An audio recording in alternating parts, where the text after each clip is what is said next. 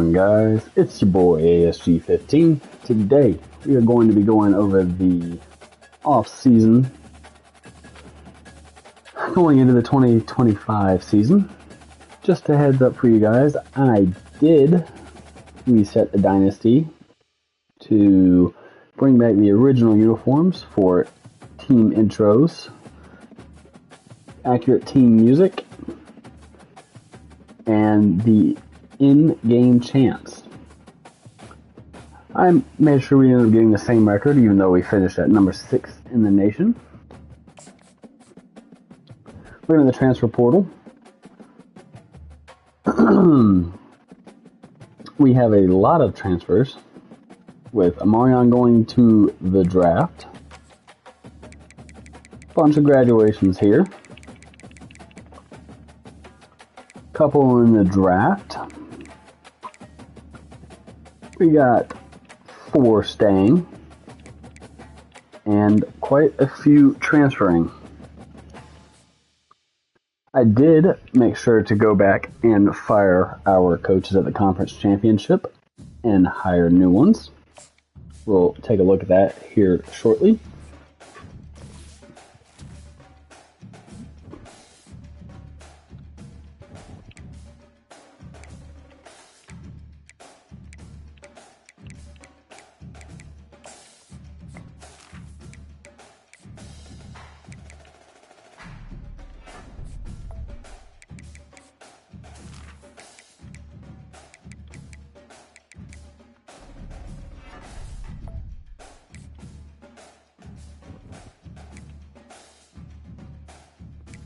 Looking at the draft results, Omarion and Rucker go round 2, Lampkin round 6, and Nesbitt round 7.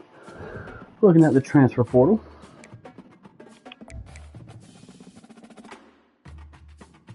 actually let's look through the prospects.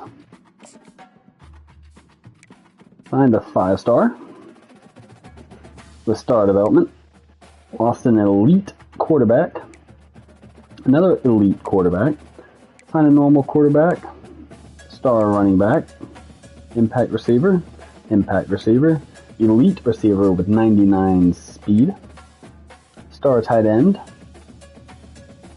with 87 speed at 6'6", elite tackle, impact D tackle, elite corner, normal corner, star safety, kicker and a punter, and still waiting on these guys to commit. I'm going to go ahead and remove everybody that I'm not second on the board, just in case we get a commitment flip. So, looking at the transfer portal, we have 7 spots available. Are there any 5-stars? Caleb Downs again, even though he has locked us out.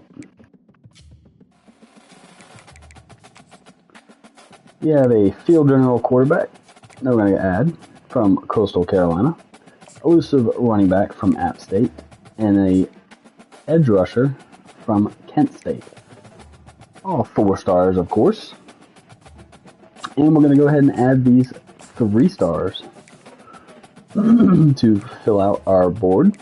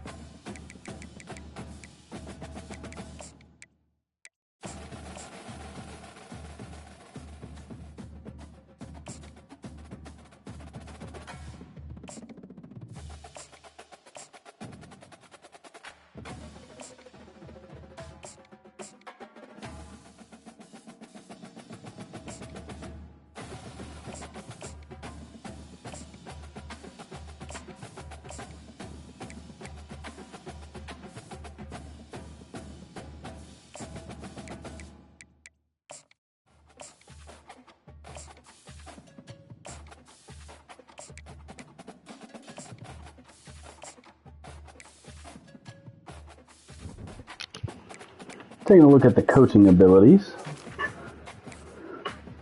we've got the O-line off-season training boost and the DBs. We've got recruiting bonuses for running back, receiver, secondary, and the quarterback, along with increased recruiting hours. So we'll go ahead and add to our quarterback that we are recruiting. Offensive coordinator has a bunch of tactician boosts. And quarterbacks will get an extra boost, receivers will get an extra boost, and some in-game stuff for the rest. The defensive coordinator will increase our running backs and receivers. Quarterbacks will earn extra XP, as well as receivers. Some recruiting actions to skill positions on offense. And some tactician boosts for the offense.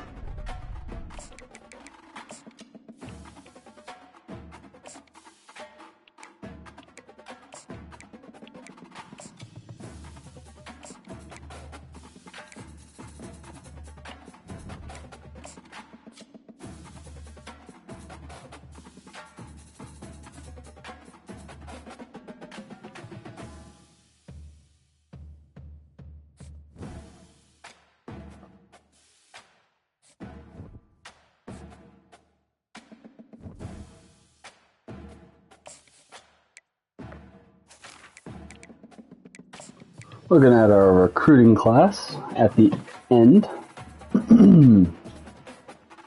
Signed a normal end, lost an impact end, signed an impact end, normal guard, lost a normal halfback, signed the 4-star field general, the normal development, but he does look very good, and I do expect him to come in and start over Connor Hill unless he takes some incredible steps through the offseason. A normal halfback, another normal halfback, and a star strong safety. Unsure if anybody flipped their commitment.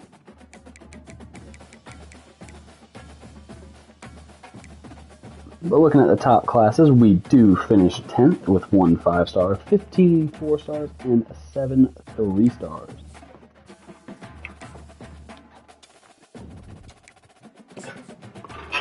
Looking at position changes.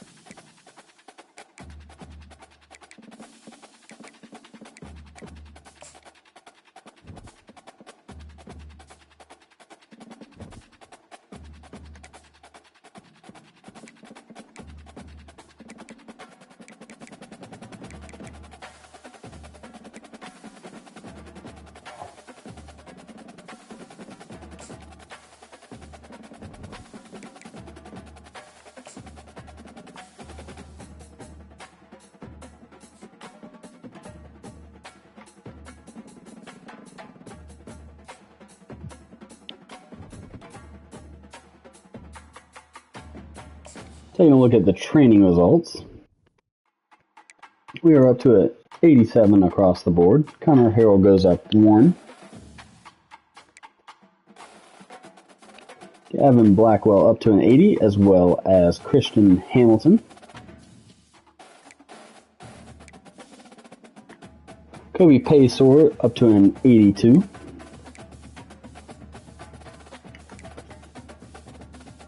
Jake Johnson up to an 86. Left tackle up to an 82. 81 for the guard. 72 for the center. 87 for the right guard. And 83 for the right tackle. 80 for left end. 83 for right end. 86 for D tackle. 78 for left outside linebacker. 83 and 75 for the middle. And 81 on the right side of the linebacking core. 88, 81, and 80 for the corners. Will Hardy up to an 81 for strong free safety. And DeAndre Boykins up to an 83 for strong safety. Kicker goes to a 75, and punter goes to a 76.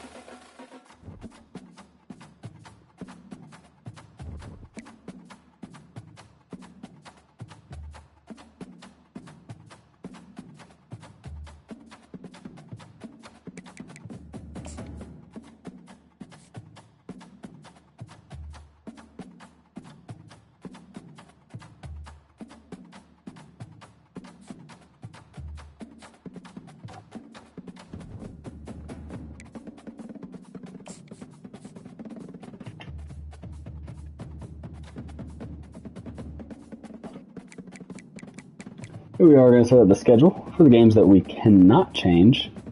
Stanford, Cal, Duke, Syracuse, Wake Forest, Clemson, Virginia, and NC State.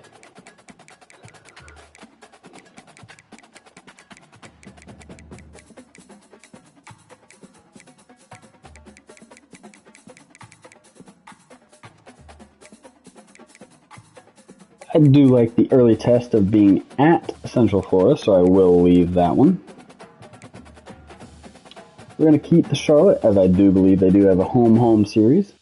I'm going to go ahead and remove Colorado State. Look here at week 7, see what's available. James Madison could be good for our get back from real life of the 2024 season, losing by giving up 70 points.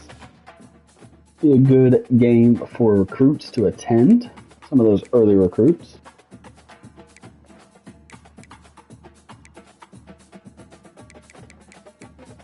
And we're going to go ahead and stick with that for James Madison at home. And not really loving the Texas Christian play here. Good play at East Carolina.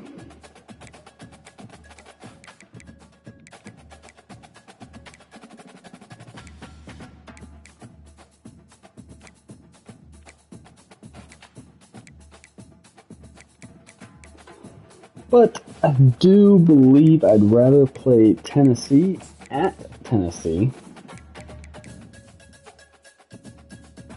And we are going to go ahead and change this Central Florida game to a home game against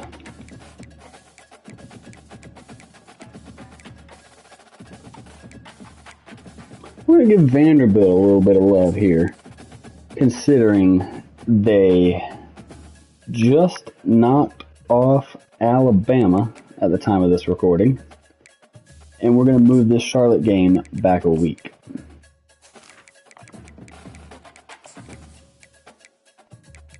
So we're going to open the season with 2 road games in week 1 and 3. 3 straight home games, followed by at Cal, home against Duke, at Syracuse and Wake Forest, home against Clemson and Virginia, and end out the season at NC State.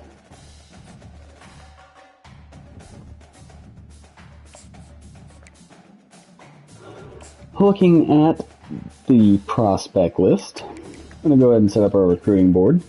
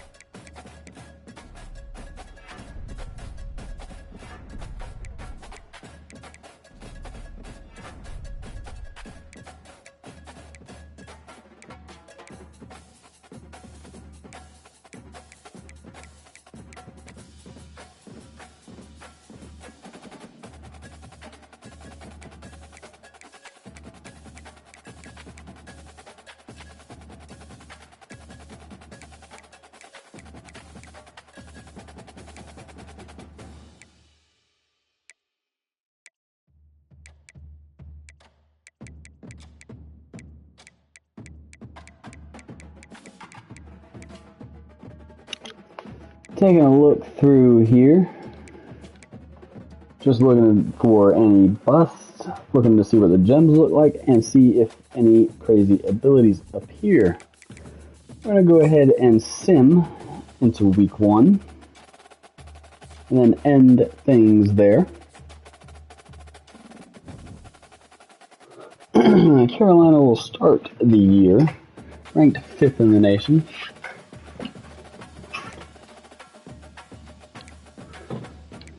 Looking at the top 25, Alabama, Oregon, Ohio State, Georgia, North Carolina, Kentucky, Central Florida, Miami, Kansas, for whatever reason, Clemson, Maryland, Notre Dame, Texas, NC State, Iowa, West Virginia, LSU, Southern Cal, Georgia Tech, Virginia Tech, Rutgers, Missouri, Ole Miss, SMU, and Florida State. The ACC contains 1, 2, 3, 4, 5, 5.5, 6, 7, 8.5 teams in the top 25, of course the half being Notre Dame.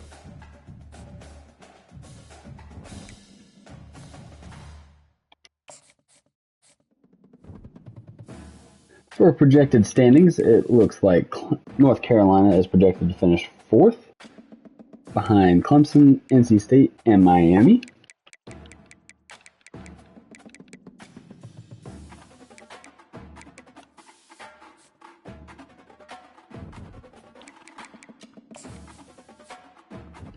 Looking at the Heisman candidates to start off the year. Running back from Tulane, running back from Miami, receiver from UCLA, quarterback from Liberty, and receiver from Oregon.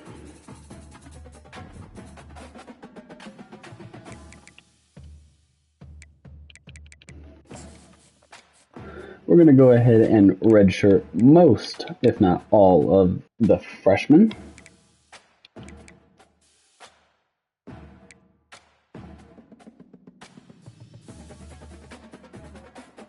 We're going to leave the 92 speed halfback unredshirted this year, and he will be redshirted next year.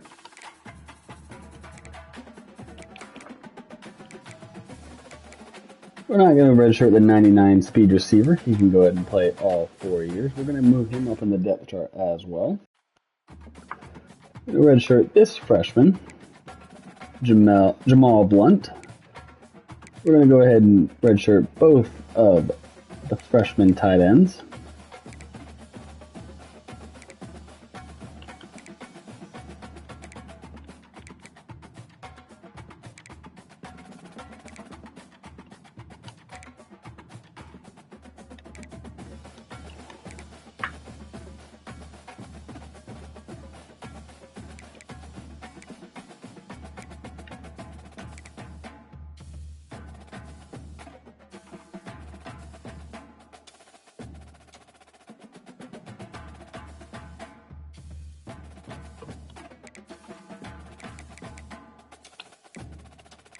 Redshirt all 3 freshman cornerbacks. Redshirt the freshman and sophomore free safety, and both freshman strong safeties, and as well as redshirt both the freshman kicker and punter.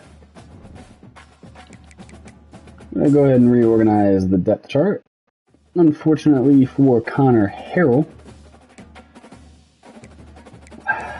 this is a very tough decision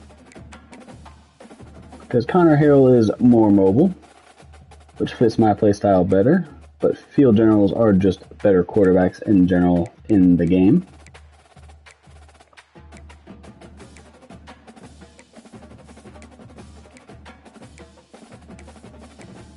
I think looking at the stats, we are just going to leave Connor Harrell to start.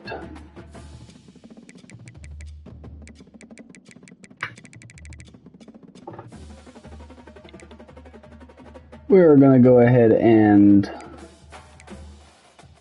move Blackwell to running back 3.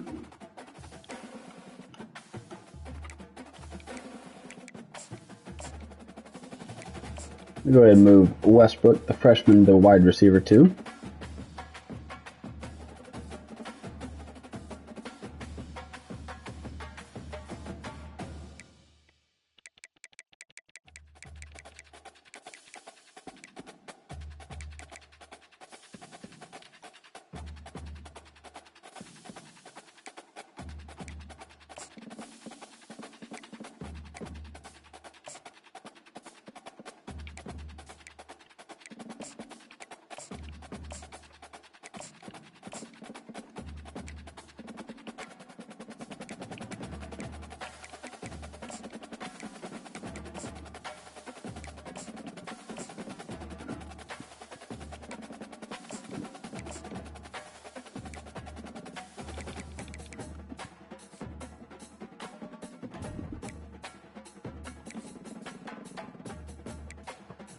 And that'll do it for today's episode for the off-season going into the 2025 season.